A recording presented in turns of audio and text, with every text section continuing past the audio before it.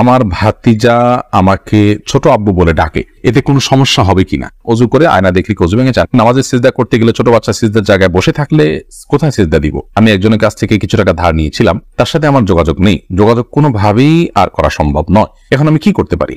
আমার মামাতো বোন আমার বয়সে 5 মাসের বড়, আমি কি তাকে বিয়ে করতে পারবো? পরিবারের সদস্যদের সঙ্গে শান্তি বজায় রাখার জন্য ছোট ছোট মিথ্যা বলা যাবে কিনা? মেয়েদের মাসের একটা নির্দিষ্ট সময় নামাজ পড়তে হয় না, ওই সময় কি নখে নীল পালিশ লাগাতে পারবে? কেউ যদি ঢিলা কুলুপ না করে অজু করে তাহলে কি তার অজু হবে? ফরজ নামাজ শেষে বৈঠকে দুরূদ শরীফ পড়া শেষ করার পূর্বেই ইমাম সালাম ফিরিয়ে ফেললেন, সেক্ষেত্রে আমার করণীয় কি? প্রশ্ন উত্তর দেওয়ার আলোকিত ভবনে আমরা প্রবেশ করি। লিখেছেন, মেয়েদের মাসের একটা নির্দিষ্ট সময় নামাজ পড়তে হয় না, ওই সময় কি নখে নীল পালিশ লাগাতে পারবে? হ্যাঁ, ওই সময় নখন নেল পালিশ লাগাতে পারেন। মাসিকের সময়তে যেহেতু আপনার সালাত নেই, অতএব নেল পালিশ আপনি ব্যবহার করলেন, আপনার ওযু করার প্রয়োজনীয়তা নেই, আপনি এটা করতে পারেন। এরপর যখন পবিত্র হবেন তখন আপনি সেখান থেকে নেল পালিশ গুলোকে রিমুভ করে আপনি ওযু করে নামাজ পড়লেন, এটা জায়েজ আছে, কোনো অসুবিধা নেই। ইবাদত ইসলাম আপনি লিখেছেন, ওযু করে আয়না দেখলে কি ওযু ভেঙে যায়? না, এতে কোনো ওযু ভাঙে না। আলফাত ফরজান আপনি লিখেছেন, স্বামীর সামনে টিপ লাগালে গুনাহ হবে কি? সৌন্দর্য বর্ধনের জন্য লাগাতে পারেন, কোনো অসুবিধা নেই, সেটি জায়েজ আছে। বিতির রহমান আপনি লিখেছেন, নামাজের সিজদা করতে গেলে ছোট বাচ্চা সিজদার জায়গায় বসে থাকলে কোথায় সিজদা দিব? সেক্ষেত্রে একটু ডানে বামে আপনি সরে সিজদা করতে পারেন, তাতে কোনো অসুবিধা হবে না। একটু এক কদম ডানে সরে গেলেন বা এক কদম বামে সরে গেলেন কিংবা এক কদম পেছে সরে গেলেন, কোনো অসুবিধা নেই। আর যদি কোনোই জায়গা না থাকে তাহলে এক হাতে আলতো করে বাচ্চাকে একটু সরিয়ে তারপর আপনি সিজদা করতে পারেন, কোনো অসুবিধা নেই। আব্দুল করিম পাটোয়ারি লিখেছেন, ফরজ নামাজ শেষে বৈঠকে দুরূদ শরীফ পড়া শেষ করার পূর্বেই ইমাম সালাম ফিরিয়ে ফেললেন, সেক্ষেত্রে আমার করণীয় কি? ফরজ নামাজের শেষ বৈঠকে ইমাম আপনার দুরূদ শেষ করার আগে যদি সালাম ফিরিয়ে ফেলেন তাহলে আপনি খুব দ্রুততার সাথে দুরূদ শেষ করবেন। আর যদি দুরূদ শেষ করতে অনেক দেরি হয় তাহলে সেক্ষেত্রে কোনো একটা স্টেশনে দাঁড়িয়ে সালাম ফিরিয়ে ফেলবেন, আপনার সালাত হয়ে যাবে ইনশাআল্লাহ। অর্থাৎ যে কোনো একটা জায়গায় অর্থবহ হয়, যেমন আল্লাহুম্মা সাল্লি আলা মুহাম্মাদ ওয়া আলা আলি মুহাম্মাদ শেষ করলেন, পরে আপনি সালাম ফিরিয়ে ফেললেন, কারণ এখানে একটা অর্থবহ বাক্য হয়ে গেল। আর যদি শেষের দিকে থাকেন তাহলে দ্রুততার সাথে শেষ করে তারপর আপনি সালাম ফিরিয়ে ফেলবেন।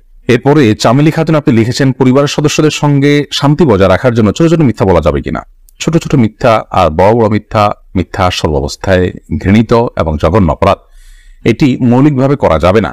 তবে দুজনের মধ্যকার বিবাদ মেটাবার জন্য যদি মিথ্যা বলতে হয়, একজনের কাছে গিয়ে অন্যজনের ব্যাপারে ইতিবাচক কথা, এমন কোনো কথা বলা যাতে করে তাদের মধ্যে সম্পর্কটা জোড়া লাগে, তো সেটাকে শরিয়া জায়েজ রেখেছে। পরিবারের সদস্যদের মধ্যে যদি এরকম কোনো পরিস্থিতি তৈরি হয় তাহলে সেক্ষেত্রে ওই ধরনের মিথ্যা কথা বলা জায়েজ আছে। এছাড়া আপনি খেয়াল খুশির মতো আপনি মিথ্যা বললেন পরিবারের সদস্যদের মধ্যে তথাকথিত শান্তি বজায় রাখার জন্য, এটি জায়েজ নয়। বরং সত্যবাদিতার অভ্যাস আমাদের মধ্যে গড়ে তুলতে হবে। মিথ্যা আজ আমাদের রন্ধ্রে রন্ধ্রে ঢুকে গেছে, যার কারণে আমরা আমাদের কেনাকাটা, আমাদের কাজকাম, আমাদের শিক্ষা জীবন, আমাদের শিক্ষকতার জীবন, আমাদের কর্মজীবন, আমাদের জীবনের প্রতিটা ক্ষেত্রে আজ মিথ্যার সয়লাভ হয়ে গেছে। এই জায়গায় পরিবারের শান্তি বজায় রাখার নাম দিয়ে আবার তথাকথিত ছোট ছোট মিথ্যা বলার বিষয়টি কখনো অনুমোদিত হতে পারে না। আফসানা শারমিন রোশনি আপনি লিখেছেন, আমার ছেলে 5 দিনের হায়াত নিয়ে দুনিয়াতে এসেছিল, আমার সন্তানকে আমার জন্য সুপারিশ করবে আল্লাহর কাছে? বল, আপনার সন্তান আল্লাহর কাছে ইনশাআল্লাহ বিদিন আপনার জান্নাতের পথকে সুগম করবে কিয়ামতের ময়দানে, এবং এ ধরনের সন্তান বাবা মার জন্য জান্নাতে অপেক্ষা করবে, এরকম বর্ণনা পাওয়া যায়। যদি আপনি সবর করতে পারেন, আল্লাহ তাআলা আপনাকে সবর করার তৌফিক দান করুন, উত্তম বিনিময় দান করুন। মোহাম্মদ মুনতাসির মাহমুদ আপনি লিখেছেন, নামাজে যদি নিজের অনিচ্ছা সত্ত্বেও কোনো দুশ্চিন্তা চলে আসে তাহলে কি নামাজের কোনো ক্ষতি হবে? নামাজের মধ্যে নিজের অনিচ্ছা সত্ত্বেও যদি দুশ্চিন্তা আসে তাহলে সেক্ষেত্রে এই দুশ্চিন্তা ফলশ্রুতিতে একজন মানুষ গুনাহগার হবেন না, বিশেষ করে যদি একান্তই অনিচ্ছায় আসে। কিন্তু সেটাকে যদি কন্টিনিউ করতে থাকেন তিনি, অর্থাৎ ভাবতেই থাকেন, ধরুন দুনিয়ার কোনো বিষয় মনে পড়লো আপনার জন্য যেটা দুশ্চিন্তার, এরপর ওইটা নিয়ে আপনি নামাজের মধ্যে ভাবতেই থাকলেন, তাহলে সেটা অবশ্যই আপনার জন্য গুনাহের বিষয় হবে এবং নামাজের আপনার যে প্রাণ সেটাকে নষ্ট করবে। হঠাৎ কোনো দুশ্চিন্তা হলো এবং মুহূর্তের মধ্যে সেটাকে আপনি ভুলে গিয়ে সালাতে মনোযোগী হয়ে গেলেন, তাতে কোনো অসুবিধা নেই, এটা ইচ্ছার বাইরে হয়েছে। আর আখিরাত নিয়ে, আল্লাহর ভয়, কবরের আযাব, এই জাতীয় বিষয় নিয়ে যদি আপনার দুশ্চিন্তা হয় সেটা তো খুব প্রশংসনীয় বিষয়, কারণ সেটা আপনার সালাতকে আরো বেশি আপনার আল্লাহর কাছে গ্রহণযোগ্য করবে ইনশাআল্লাহ। শারমিন আক্তার আপনি লিখেছেন, আমি একজনের কাছ থেকে কিছু টাকা ধার নিয়েছিলাম, তার সাথে আমার যোগাযোগ নেই, যোগাযোগ কোনোভাবেই আর করা সম্ভব নয়। এখন আমি কি করতে পারি? আপনি যদি তার সাথে যোগাযোগের কোনো সুযোগ না থাকে এবং যোগাযোগের কোনো সম্ভাবনা না থাকে তাহলে সেক্ষেত্রে ওই টাকাটা কোনো গরিব দুঃখীকে দান করে দিবেন তার তরফ থেকে, অর্থাৎ তার তরফ থেকেই ডোনেশন করে দিলেন, দান করে দিলেন, সবটা তার আমল নামায় যুক্ত হলেন, মাধ্যমে ইনশাআল্লাহ আপনি দায়মুক্ত হওয়ার চেষ্টা করতে পারেন। হাবিব রাজ আপনি লিখেছেন, আমার মামাতো বোন আমার বয়সে 5 মাসের বড়, আমি কি তাকে বিয়ে করতে পারবো?